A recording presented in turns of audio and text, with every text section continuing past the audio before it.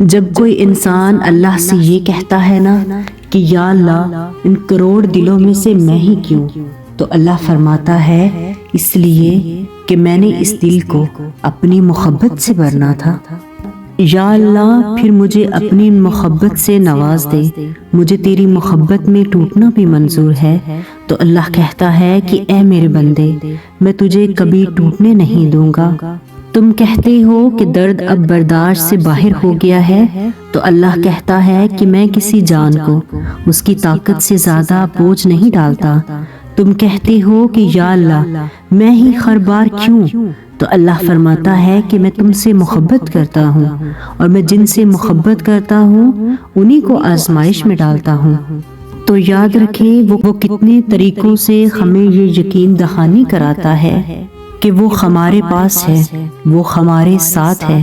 انسان کو تو اللہ نے بڑی محدود صلاحیت دی ہوتی ہے، اس لیے اگر انسان کو اندازہ ہو بھی جائے کہ آپ غم میں مبتلا ہیں، تب بھی وہ آپ کے غم کی شدت کا اندازہ تب تک نہیں لگا سکتا جب تک آپ اسے پوری کہانی کھول کر نہ سنائیں۔ جبکہ اللہ کے ساتھ یہ معاملہ نہیں ہوتا، آپ منہ سے بول کر بیان کریں یا نہ کریں، وہ سب جانتا ہے، کیونکہ وہ ہمارا رب ہے اور ہمارے دلوں میں موجود ہے اور ہماری شارک سے بھی زیادہ قریب ہے۔ صحیح مسلم کی حدیث ہے کہ رسول اللہ صلی اللہ علیہ وآلہ وسلم نے فرمایا، اللہ عز و جل نے فرمایا میرے بارے میں میرے بندے کا جو گماں ہو میں اس کے مطابق ہوتا ہوں، وہ مجھے جہاں بھی یاد کرے میں اس کے پاس ہوتا ہوں۔ تو نا امید کیوں ہوتے ہو؟ اللہ پر بھروسہ نہیں، اس کی طاقت اور قدرت سے بے خبر ہو؟ وہ تو ہر شے پر قادر ہے۔ ایک وہی تو ہے جو امیدیں پوری کرتا ہے، جو ناممکن کو ممکن بناتا ہے۔ پھر مایوس کیوں ہوتے ہو؟ وقت بھی بدل دے گا اور خوشیاں بھی پھر سے تمہارے حصے میں آئیں گی۔ اللہ سے باتیں کرو، وہ تمہارا انتظار کرتا ہے۔ اسی کے آگے آنسو بہاؤ، وہ تمہارے آنسوؤں کو مٹانا چاہتا ہے، تمہاری دعاؤں کا انتظار کرتا ہے۔ بس جب بھی دعا مانگو تو بے یقینی اور بے دلی سے مت مانگو، قبولیت کے یقین کے ساتھ اس کی آگے جولی پھیلایا کرو۔ تم اس کو جب جب پکارتے ہو وہ تمہیں ضرور سنتا ہے۔ وہ یہ نہیں دیکھتا کہ تم اس کے پاس کیسے آ رہے ہو اور کتنے وقت کے بعد آ رہے ہو، وہ تمہاری صدا ہمیشہ سنتا ہے۔ تہجد کے سجدوں تک تم کو لے کر آتا ہے تاکہ تمہیں سنے، تمہاری بے سکونی کو دور کرے، تمہاری امیدوں کو بھر دے۔ جب وہ چاہتا ہے کہ ہو جائے تو ہو جاتا ہے۔ صبر رکھو، تم نہیں جانتے کہ میرے لیے کیا صحیح ہے اور کیا غلط۔ صبر کی انتہا بھی تو یہی ہے کہ جب لگے کہ کچھ نہیں بچا، آنکھوں میں آنسو ہو یا پھر دل برداشت سے باہر ہو جائے، قدم لڑکھڑا رہے ہوں۔ جانتی ہوں کہ صبر ہرگز آسان نہیں ہوتا، لیکن یہ بہت بڑی قربانی ہے جو اللہ کو بے حد عزیز ہے، یعنی صبر کرنے والے اللہ کو بہت پسند ہیں۔ جانتے ہو کہ مشکل کیوں لگتا ہے؟ جب ہم اللہ کے فیصلوں پر اور اللہ کی ٹائمنگ پر بھروسہ نہیں رکھتے، اور جب ہم یہ بات سمجھنے کی کوشش نہیں کرتے کہ جو دروازہ اللہ نے بند کر دیا ہے اس دروازے کو ہم جتنے مرضی دھکے دے لیں اس نے تب تک نہیں کھلنا جب تک اللہ کا حکم نہیں ہوگا۔ اسی طرح جو دروازہ اللہ نے ہمارے لیے کھولا ہے اسے ہم جتنا مرضی بند کرنے کی کوشش کریں وہ تب تک بند نہیں ہوگا جب تک اللہ نہیں چاہے، کیونکہ اللہ فرماتا ہے کہ تم چاہ بھی نہیں سکتے جب تک میں نہ چاہوں۔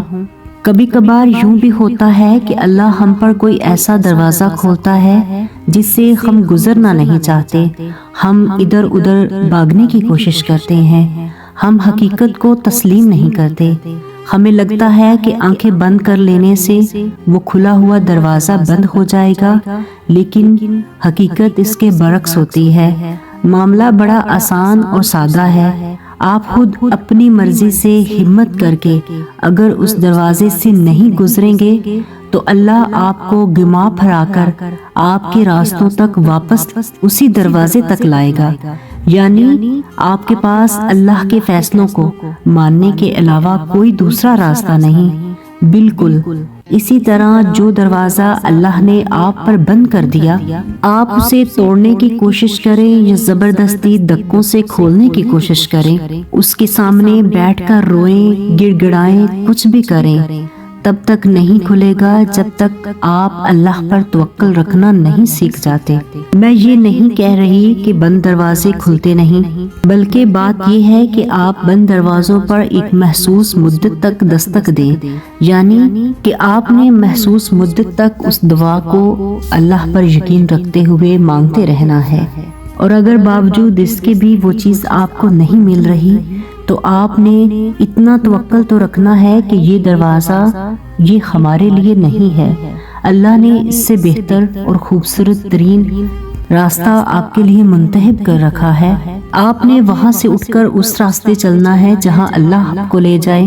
جب اللہ پر توکل کرنے کا کہا جائے تو اس کا مطلب یہ نہیں ہوتا کہ آپ سے کہا جا رہا ہے کہ دعاؤں میں کوئی طاقت نہیں یا آپ نے دعا کرنی چھوڑ دینی ہے، بلکہ آپ کو یہ سمجھایا جاتا ہے کہ ایک محدود مدت تک کوشش کریں اور دعائیں بھی، لیکن پھر بھی جب اس وقت تک کوئی حل نظر نہ آئے تو اللہ سے یہ دعا کریں کہ اللہ آپ کو اپنے فیصلے پر مطمئن ہونے کی ہمت اور توفیق دے دیں اور آپ کے دل کو اس راستے پر موڑ دیں جو آپ کے لیے بہتر ہے، اور خود کو ان چیزوں کے لیے ہلکان نہ کریں جو آپ کے ہاتھ اور آپ کی زندگی سے نکل گئی ہیں۔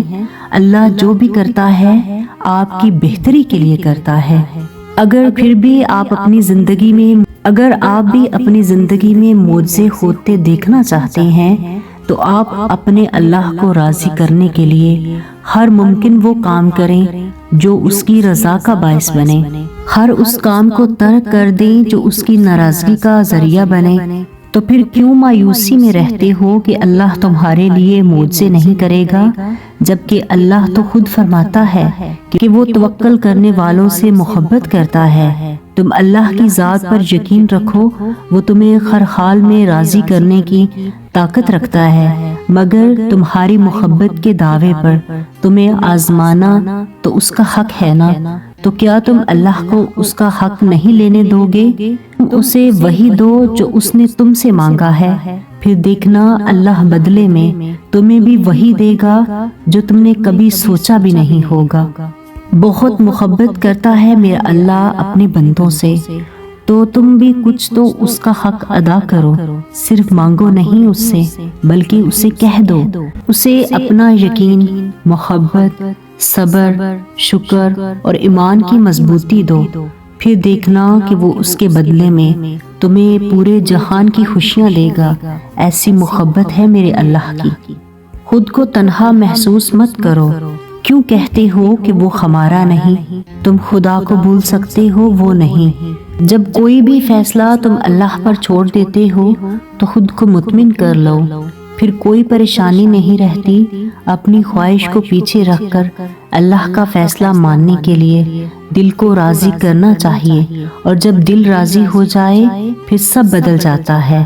فیصلہ ہماری سوچ اور خواہشات سے کہیں بڑھ کر ہوتا ہے، تب دل بے ساختہ پکار اٹھتا ہے کہ بے شک میرا رب تو ہر چیز پر قدرت رکھتا ہے۔ دل کو بدلنا، سوچ اور حالات کو بدلنا، نیز اس دنیا کی ہر ناممکن شے کو ممکن بنانے پر بے شک میرا اللہ، ناممکن شے کو ممکن بنانے پر بے شک میرا اللہ ہر چیز کا احاطہ کیے ہوئے ہے۔ اللہ سے دعا ہے کہ اے میرے پروردگار، ہمیں آخرت میں سرخرو کرنا، ہمارے گناہوں کو معاف کر دینا، صبر اور سکون عطا فرمانا، آمین ثم آمین۔